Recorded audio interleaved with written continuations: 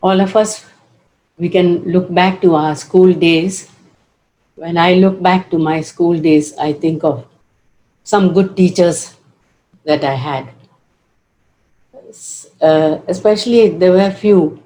I mean, some were a little mean to us, but I don't want to think of that. But there were some good teachers who used to call different ones privately to her. Like if there was someone who was weak in some subject, she would call her at the end of the class and speak very softly to her and help that child in whatever subject she was weak in. For example, math. She would find out what was it that was hindering her from understanding. So she explained in a simple way to her. At the same time, if she found there was somebody who was very good in maths, she would call her and say, look, you can do this. You grasp the math so quickly. I want you to do some more so that you can take part in the district math Olympiad. You can do more. But she said it in such a way that the others didn't feel bad or that they were not good enough. She was so good to us. And if she knew that somebody was good in writing or some art, she would say, you can read these books and that will improve your English a little more. And the same way, if someone was weak. I remember I had a very good Sunday school teacher. She was the principal of another school.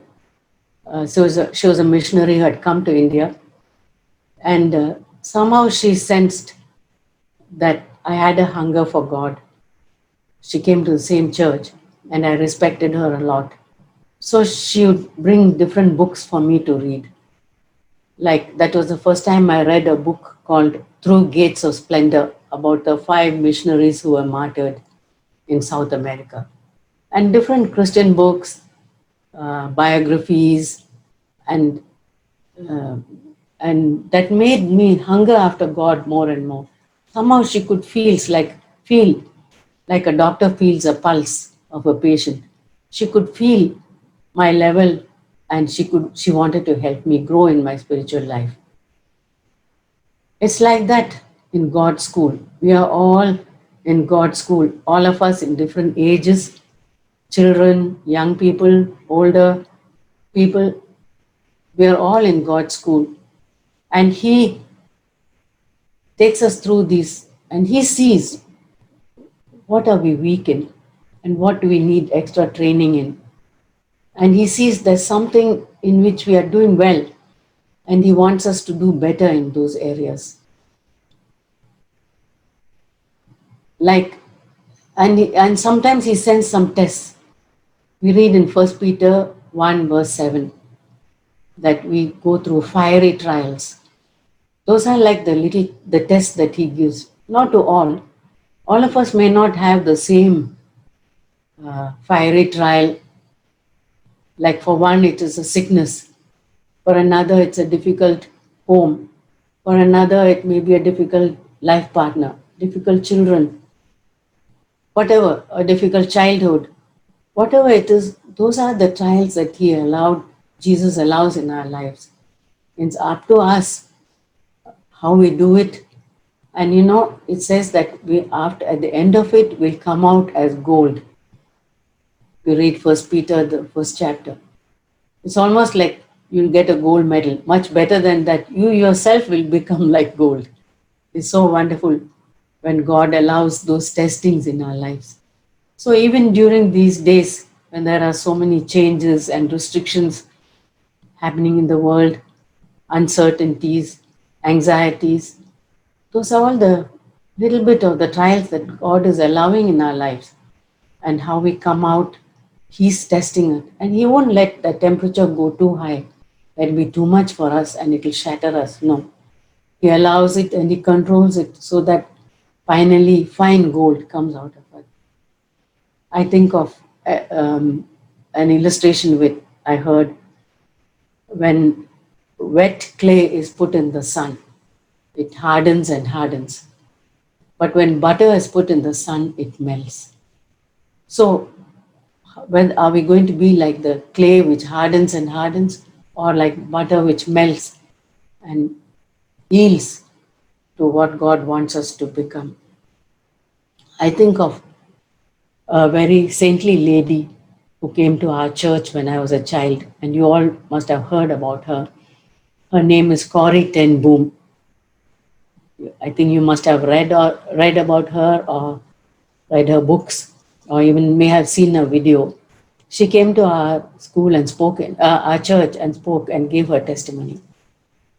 The thing that I remember about her, she said about her sufferings and how, I'll tell you briefly what she was like. She was an ordinary Dutch lady, a Christian lady, and a God fearing father. Her mother had died. She and her unmarried sister were living in that house. Her father was a watchmaker. Older sister was married, and that was during the Second World War. So a lot of people they were not prepared for that invasion, and she found that a lot of people were getting rounded up, and she didn't know what was going to happen. They hid the radio and they found out what was happening little by little. And her father and they both decided that they would shelter anyone who was being wanted for political reasons, especially the Jews. They were people. The government was after Jews to persecute them and to maybe finish them off. And God put it on their hearts to shelter these Jews. So they built a little place in their house where they could hide them one by one. And she also got ration cards so that she could get food for them. And so she helped a lot of Jews. And she trusted anyone who came asking for help. And there was one betrayer who came pretending that he needed help, and he betrayed them. And she and her sister and father were caught. And first they were put in a prison, and later they were taken to a concentration camp in Germany. The father died very soon, but the two sisters, Betsy and Corrie, they survived and lived many months in that concentration camp, and they went through a lot of suffering, physical suffering, mental suffering. And one thing which held them strong was the Lord and God's word. She's got a Bible smuggled, and it's miraculous how when she had the Bible, they searched everyone, and when her turn came, they just let her go. And God helped her to keep that Bible with her. And the suffering was unending, was getting worse and worse. And Betsy was suffered the most, and she was a sickly woman. And Corrie was tempted to give in to self-pity and anger towards these people. But Betsy told her, Corrie, we must forgive. We must love these people. And she said these wonderful words: there is no pit that is so deep where God's love cannot reach us.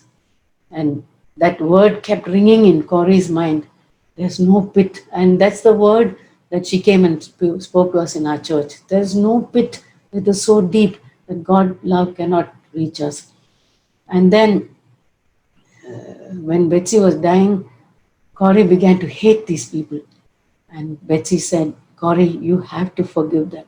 You have to forgive them. She said, forgiveness is a terrible thing. It's a disease. You have to forgive them. And slowly, God worked in Corrie's heart. Betsy died with that wonderful experience and closeness to the Lord. But Corrie survived, and she came out. And the message ringing in her heart was, we have to forgive, the power of forgiveness. And she said, I must go all over the world. And she prayed, Lord, take me everywhere. Wherever you want, take me. I want to share this message of forgiveness to anyone and everyone whom I meet.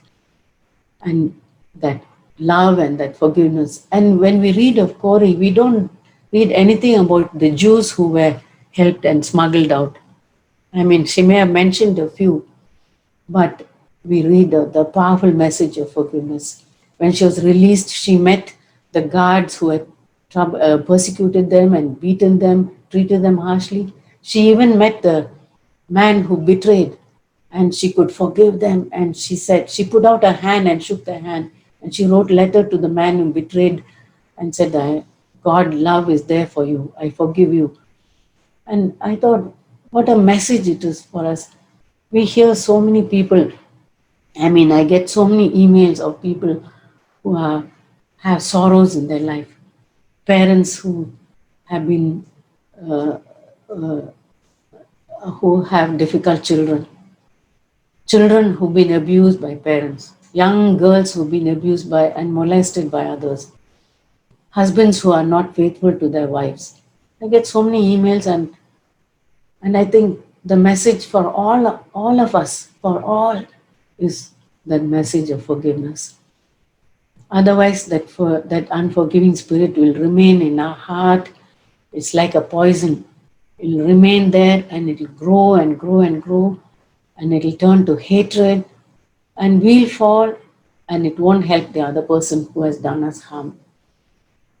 That's the message I learned from Corrie ten Boom. And the message of forgiveness is a divine message. Only God can teach us how to forgive. When you read the Old Testament and you uh, think of God, what must have gone through in God's heart when He created Adam and Eve and put them in the garden. The first thing they did, instead of receiving all His blessings with gratitude, the first thing they did was to disobey Him and do the very thing which He told them not to do. And I would have thought God said, this is the first pair of human beings I've created. Let this be a trial. I'll make another couple and make them and tell them, now the previous ones failed, you don't fail. You make sure that you don't do the things which the other couple did. He could have said that, but no. He had forgiveness for Adam and Eve, and He gave them another chance and many chances. And all of us who are His descendants, their descendants, God has given us so many chances, so many, many chances, and we have only tasted His forgiveness every day of our lives. We think of how much God forgave the children of Israel. God chose them as His own people, and He showered so much of revelation to them, made them like a ideal group of people through which His Son could come into the world and die for the sins of the world. He had an eternal and wonderful plan for them, but they kept on and on disobeying, going after other gods, being unfaithful.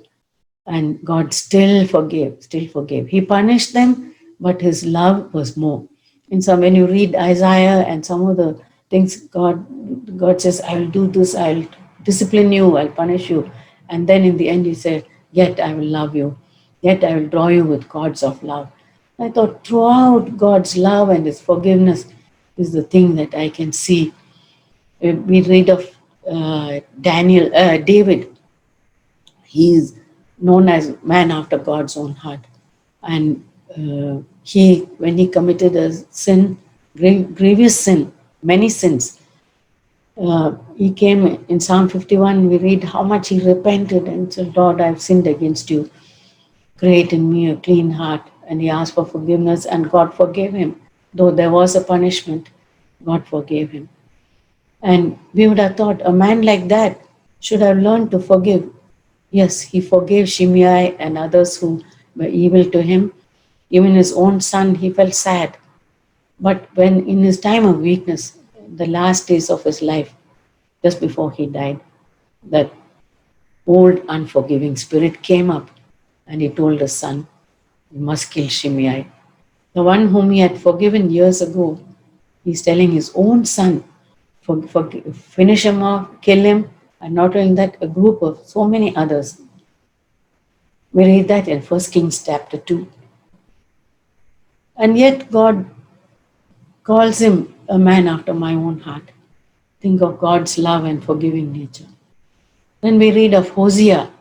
He was a prophet when Israel, God's people were backslidden and going away. God told Hosea I want you to marry an immoral woman. And she'll go on living in immorality. But I want you to keep on forgiving her and bring her back. Just to show my children that even though you've been unfaithful to me, I'm still ready to forgive and I'll take you back, take you back. How difficult it must have been for Hosea to see his wife, whom he loved so much and he showed so much love, she'd go again and again after her own sinful ways. And God used that painful situation in Hosea's life to teach his children that he is a God who cares and loves. So, forgiving nature is God's nature. In our own human strength, we can never forgive others. Only God can help us to forgive others. When you come to the New Testament now, we think Jesus came into the world. God sent Jesus into the world to show the world who God is like. Jesus came to reveal the Father to us, that forgiving Father. And he told many parables. And by his life, he showed the story of the prodigal son. So many parables he said about forgiveness. We read about in the prayer he taught us, forgive us our sins just as we forgive others. And many people who came to Jesus for healing, he could have said, yes, you're healed. But before he healed them, he said, your sins are forgiven. And then there'd be a big commotion. Who's he to forgive sins? In the end, he said, your sins are forgiven. Your faith has made you whole. He wanted to show us, he wants to show us more than physical healing, he has power to forgive. Forgiveness is more important. Forgiveness for our sins is more important than healing for our body. And that's what he showed to us on the cross. The ultimate, the last day of his life, when he suffered on the cross, beaten and bruised, and shed his precious blood. Even at that time, he said, Father, forgive them. They don't know what they're doing. Of course, they knew what they were doing. But he said, they don't know whom they are killing. They're killing God's son. But Father, please forgive them. And that cry to the Father, asking the Father to forgive, is the thing that the centurion saw. He said, surely this is the Son of God. This is God's Son. Only God can do this. And when others see us, you and me, and the way we forgive others, anybody who harms us, who has done evil to us, the way we forgive them, they can say, surely she's the child of God. She's the daughter of God. That's why she's able to forgive.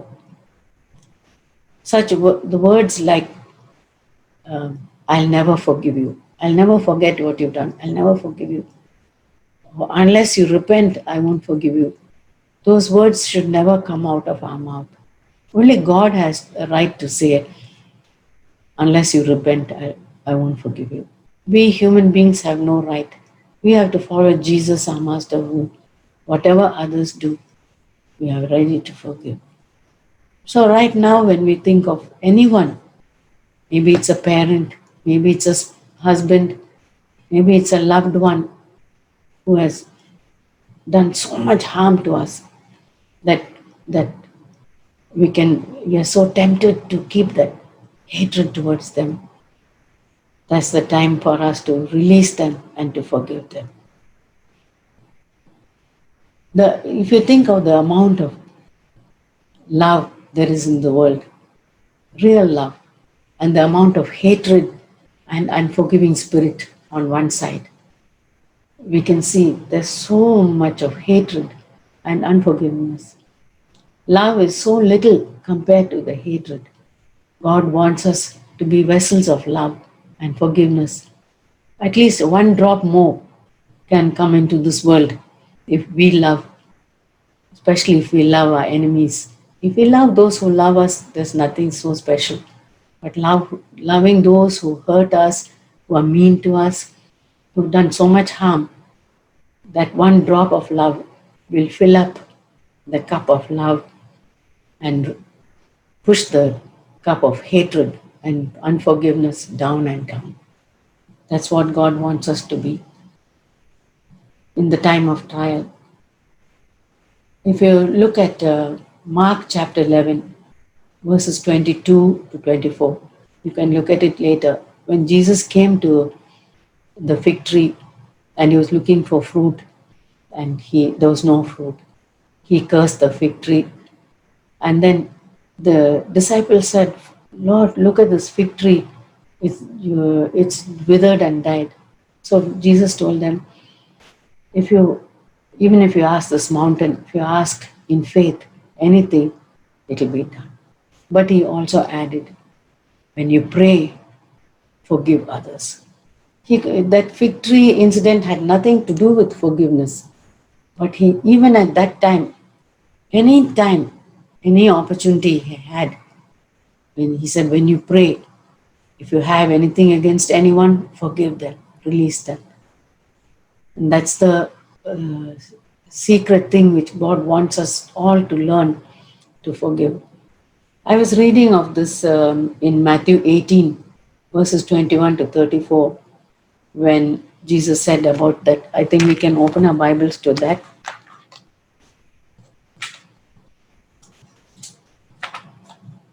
Where Jesus said about prayer. He said, first he said about, in the early part, he says about the 100 sheep and one lost. And then verse 15, he says, if your brother sins, go him and show him is your fault. So we are so quick to think that that's what we should do. We should go and tell their fault and then take it to the church. I feel that not many of us are called to do that. It may be for some elders in the church or something, because we don't have the grace to go and tell our brother, um, this is your fault. Because when you point a finger at somebody, three fingers are pointing at us. You try to take the speck out of your brother's eye, there's a big log in our eye. So I want to just leave that part. But then Peter comes and says, Lord, if my brother sins, how often shall I forgive him? Forgive him? Up to 7 times. But Jesus said, no, 70 times 7. Even up to 70 times 7. I was thinking, how can I take that word literally? Nobody will come who has done me harm uh, and says he's sorry, and after in a day, and again after a little while, he does some more, the same thing, and then after half an hour, again the same thing. No one has ever done that to me, again and again and again. Maybe a couple of times, but 70 times 7, how will it be? Then the Lord gave me a revelation about that. Somebody had done some harm to me, and the Lord showed me, you have to forgive that person. And I said, Lord, help me to forgive. I want to forgive. Give me your grace to forgive. But after half an hour, that same thought came to my heart. And that was again coming up. And the Lord said, forgive him again, or forgive her. That second time. And after a few minutes, again, when I was cooking, oh, how could she do such a thing to me? Third time, again, forgive him, forgive her, forgive her. I shed my precious blood for her. What have you done? You haven't done anything for her. Forgive her, forgive her. Like that, the thoughts kept coming and coming, because that harm which that person done looked so grievous to me. So I thought, Lord, it's really, definitely, it's 70 times 7, or maybe even more. In a day, this thought has come to my mind. And every time I want to forgive, till that thought has completely gone out of my mind. So I had need for that verse. Any number of times, the thoughts may come to us, thought of unforgiving spirit, unforgiveness, and we have to deal with it and we have to finish it off. It's like a giant, or like a bacteria which keeps coming up. Every time it comes up, you kill it. or that bad weed which comes in our garden. Every time it puts its head out, pull it out. Then there's another weed of unforgiveness coming out. Pull it out, pull it out. You know, when we read in the book of Hebrews, we read about the Abel and the Hebrews chapter 12, verse 24. It says, the blood of Abel and the blood of Jesus. The writer to the Hebrews was comparing the blood of Jesus and the blood of Abel.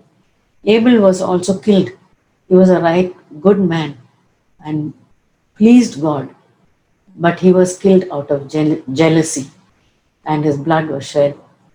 And in Hebrews it says that his blood, and God said, Cain, your brother's blood is crying out from the ground.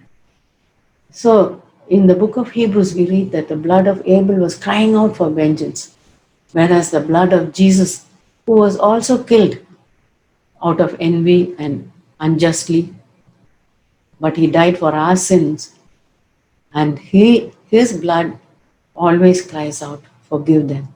Father, forgive them. On the cross, he was saying, Father, forgive them. Father, forgive them. He said, who are we going to follow? Are we going to follow Abel, even though he was a good man and did right, and he could have asked for vengeance, but we follow Jesus, who cries out, Father, forgive them. I think of an incident which happened in India a few years ago, many years ago.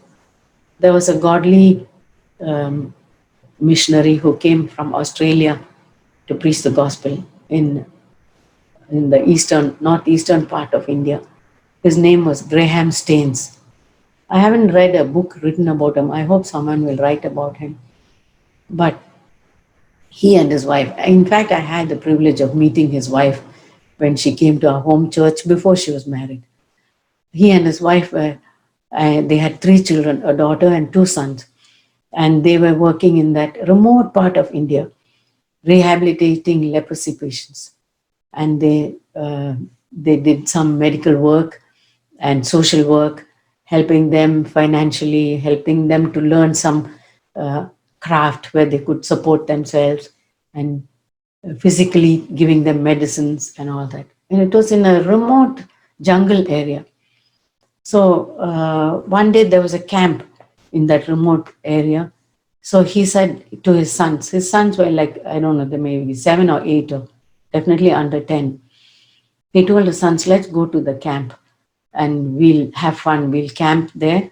Like you, RLCF, you had a camp recently, and I was thinking of that story. Let's go to the camp, and we'll have a dad and sons camp. We'll have some fun together and we'll eat, and and mom and the daughter can go out and do their own mom and daughter thing. So these father and 2 sons went to that remote jungle area, and they lived that camp life. They had a camp, they cooked food, and they said, instead of living in that, we'll stay in the um, van, we'll sleep there. So he said, let's sleep in the van, and the other Indian workers, they let them have the facility um, of that camp house. So they ate and they slept in the van. Now in that area, there were people who hated Christians in that whole area. So they knew this Graham and his sons were uh, there, and they plotted and they decided to finish them off. And they chose a very brutal way to finish them off. A group of them came in the middle of the night when this father and sons were sleeping in that van. They came with cans of diesel and torch and fire, and poured diesel on the van and set fire to the van. And the father and sons died in that van. And and they closed the door to the other house, so the people from inside the house couldn't come and rescue or do anything to save this poor dad and sons. So after the fire was put out, and these people ran away. After the fire was put out, they pulled out the bodies, the charred bodies of these 3. The father was hugging his 2 sons, and that's how they died. and they went to be with the Lord together. Then later there was a memorial service, and um Gladys, and the wife spoke, gave her testimony. It was such a powerful testimony, and it came out in the newspapers. And also later she spoke in the TV, and she said, "There's only one message. My loss is great. I have lost a husband and my two sons. Their life has been shortened. My two sons were grown up and to have a normal adulthood and been normal young men, but they lost their lives. I don't blame anyone. I only have the message which Christ taught me. That is the message of forgiveness. I want to forgive everyone who has done this. I have nothing against them. I only want to forgive." And that message was so powerful. I thought anyone whose heart was hardened would have seen this lady giving her testimony, a living testimony, and so much from the depth of her heart, the testimony of, and from her heart, the testimony of forgiveness. I thought anyone's heart would have melted.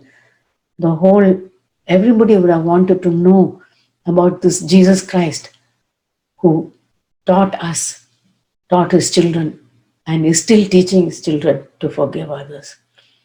But it not been like that. Still, we pray. Our duty is to continue that life of forgiving others. It's like Jesus who ran the race, he gave the torch to us. Here, I ran, my life is over. It's now up to you. He gave it to his disciples. He gave it to Stephen. Stephen, when he was stoned, he said he could have been in anguish and cried and said some vengeful words, but the last words he said was, "Lord, don't lay the sin to their charge."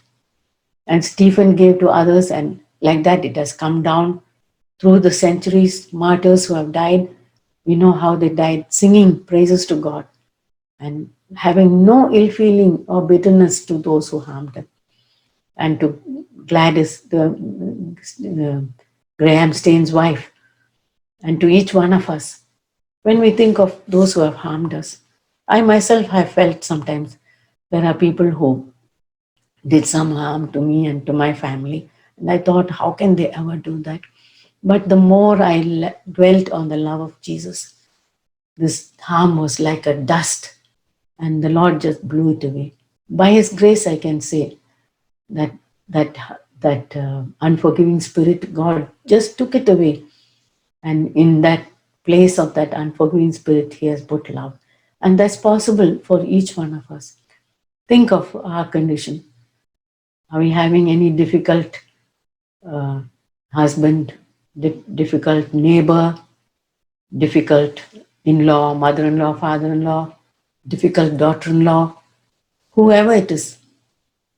Maybe somebody in the past did some harm to us and molested us or something. Those we have to avoid.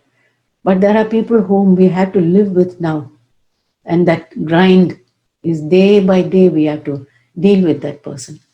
We can never do it by ourselves. We can never have that love and unforgiving spirit by ourselves. However much we grit our teeth and we decide and we make resolutions, is not going to help us. It's only by the power of the Holy Spirit.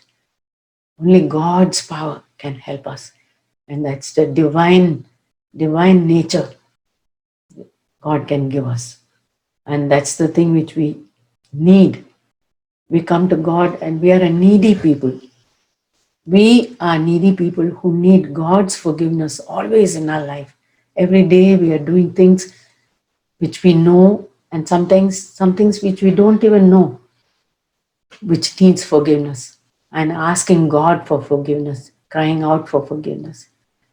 And we come and we live in a world with needy people, people who need forgiveness from us, who need to hear that message of forgiveness. And we don't look at others as if they are some uh, culprits or some bad people who are doing evil to us, or some people whom we have to hate. But we look at them as needy people, people who need forgiveness from us, just as we have needed forgiveness from our Lord. You think of the parable of the unmerciful servant who could not forgive, who was forgiven such a great debt, but he could not forgive his fellow servant who owed him so little. Sometimes we are like that. People who owe us, we think that debt they owe us is so big. But when we come to the cross and we see the burden of sin, that God forgive us. In fact, we need to see that more and more. Lord, give me a glimpse of Calvary. Open my eyes to see the greatness of my sin. I don't want to look back and condemn myself, but just open my eyes, give me a glimpse to see how much I grieved you. Then it will be easy for me to forgive others and to not lay it against them. In Luke chapter 7, we read a beautiful incident. Luke 7, verse 47 onwards, we read how there was a very sinful woman who came where she heard that Jesus was in somebody's house, and she came, and everybody knew she was a sinner. Verse 36. And she heard that Jesus was having dinner at that Pharisee's house. And she brought an alabaster vial of perfume, and she stood behind him. She didn't even feel that she was worthy for Jesus even to look at her. She felt so ashamed of her sinful condition, but she was needing forgiveness. And she knew only Jesus could forgive the sins that she had done. She stood behind and weeping at his feet. She poured that ointment and she wept, wept and wiped his feet with her tears and her hair. Wet his feet with her tears and wiped with her hair, and she poured that alabaster perfume. And the people there said, surely Jesus, he would have known this was a sinful woman. You see, in that, they could only find fault with Jesus by allowing this thing to happen. They had no mercy for this woman who needed forgiveness. And Jesus said, there were two people. Suppose there were two people, one who owed a big debt and one who owed a small debt. Who will love the master more, the judge more? So they said the one who owed more. He said, it's like this. This woman's sins are so great that she has many sins, but everything has been forgiven. Her sins are many, but she loved much. Verse 47. Her sins, which are many, have been forgiven, for she loved much. But he who is forgiven little loves little. That's the word I want to remember. She has been forgiven because she loved much. I say, Lord, put my name there. Please put my name there. She has been forgiven. She has loved much because she has been forgiven much. I don't want to think of somebody else who's been forgiven so little, and my eyes are just wide open to see that little bit. But open my eyes to see I'm that woman who has been forgiven so much, and so I want to love much. Please talk of me like that. She has been forgiven much, therefore she loves much. Make that my motto, Lord. So that's the thing which I want to again share with you. So when we think of all this unforgiving nature which keeps coming up, till our dying day, we'll come across people who've done harm to us. And if we look back at from our childhood days, we add more and more. So let's finish with the past and say, Lord, I don't want to think anymore of the past, because there's still more unforgiveness which I have to face. Let me deal with that. Give me grace to deal with that. But about the past, let it completely go out of my mind. I want to forgive and release everyone. Anytime that thought comes, I want to say forgiven and released, forgiven and released. And the next, if whoever does things against me, help me to be quick to forgive them. And So these are the things I want to share with you. When I think of all the evil that people are doing to others, let's not add more unforgiveness to this quota of unforgiveness. Let's make it less and less and ask God, Lord, help me to do my part to take out this hatred. And in my heart, at least, let there be forgiveness. So I thought decided on a few steps which I'm going to do. First of all, I'm going to ask God to forgive me my sins and open my eyes to see how great a sinner I am. And I was, and Jesus has forgiven me. Lord, open my eyes to see my sin and help me to forgive and not to forget, remember anything what others have done.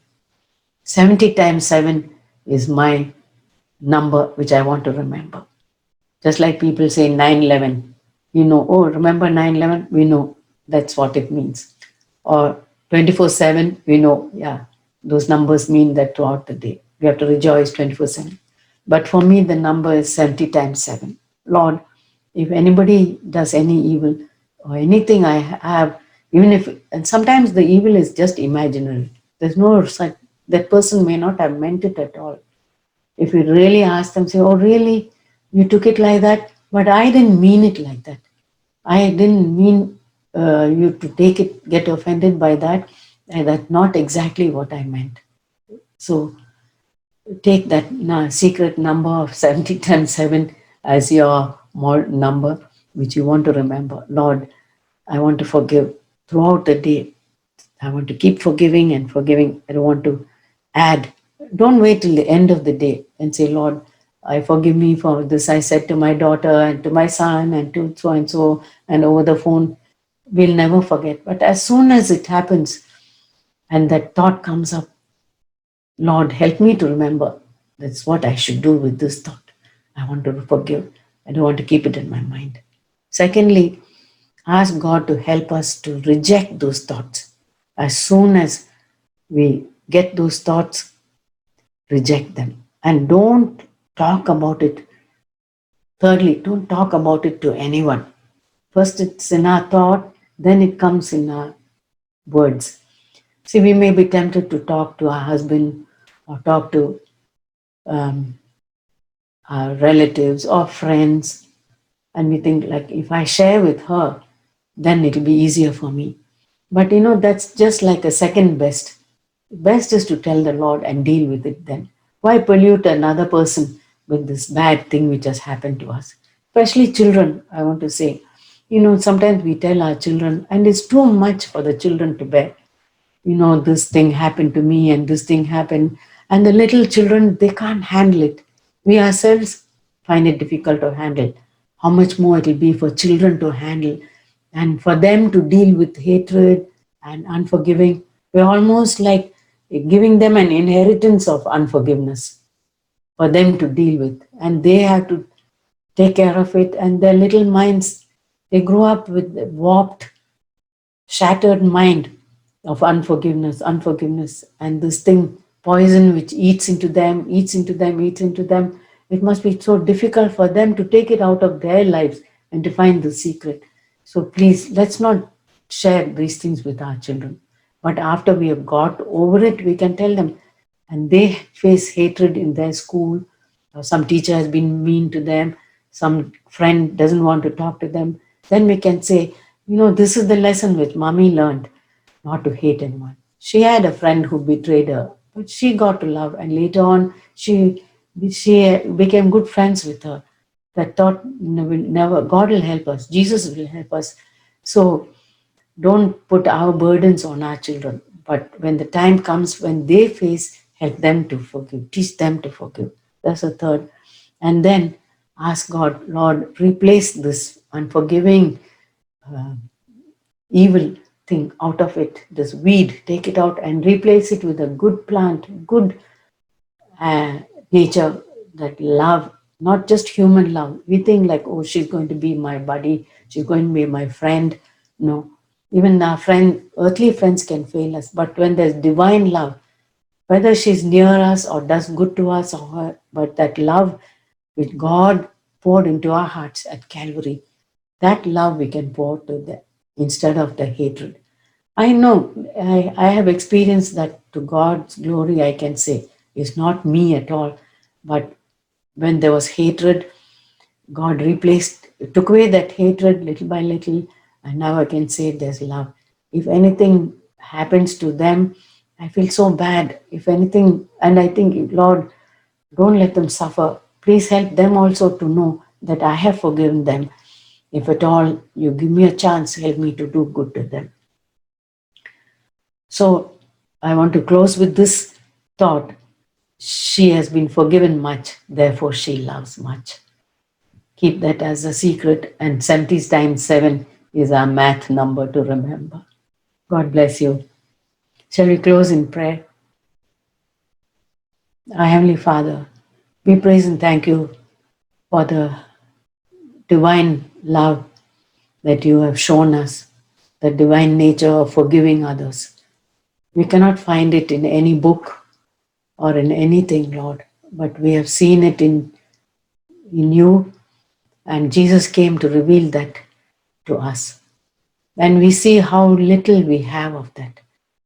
Lord Jesus, we are needy and we are hungry. Teach us to forgive others, Lord.